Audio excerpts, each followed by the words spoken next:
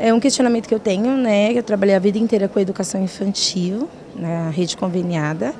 E aí, se esse período que eu trabalhei na rede conveniada, ela serve, né, como tempo de serviço depois no Estado, né, a nível de aposentadoria ou de tempo de serviço. Para a aposentadoria especial de magistério, o que é importante ressaltar? Só é considerado para esse tipo de aposentadoria o tempo de efetivo exercício como professor. Então, digamos que no caso dessa professora, ela trabalhou sempre na rede conveniada, e vamos até dar um outro exemplo de um professor que venha da rede privada de ensino. Desde que a função dele tenha sido como professor, tanto na rede conveniada como na rede particular, esse tempo será considerado para aposentadoria especial. É a primeira vez que eu estou ingressando no Estado. Eu posso prestar um novo concurso para uma outra função, por exemplo, para professora, mas numa outra diretoria de ensino, se é possível? O fato de ser ingressante não impede que o professor pleiteie um novo cargo público. É possível a acumulação de cargos desde que sejam 2 cargos de professor ou um cargo de professor com outro técnico e científico.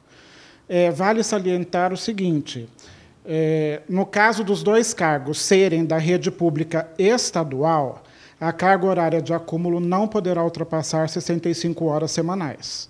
Tá? E em qualquer situação deverá haver a compatibilidade de horários. Para o professor ingressante que queira, assim, para uma área de coordenação, de vice, né? Qual que seria o prazo, né? Se ele tem que aguardar o estágio probatório? O professor ingressante, para ser designado para a função de vice-diretor ou professor coordenador, precisa completar alguns requisitos. Então, nós vamos dividir da seguinte forma. De formação, tá? Eventuais cursos de graduação que ele precise ter para assumir o cargo.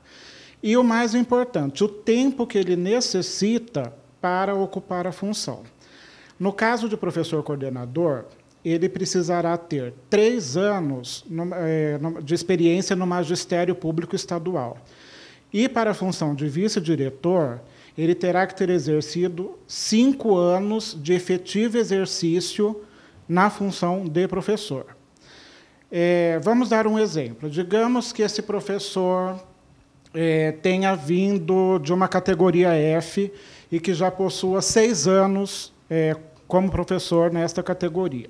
No caso, ele já terá tanto tempo de magistério na rede estadual, como também o tempo de efetivo exercício. Aí ele poderá, já de imediato, ser designado para uma das funções.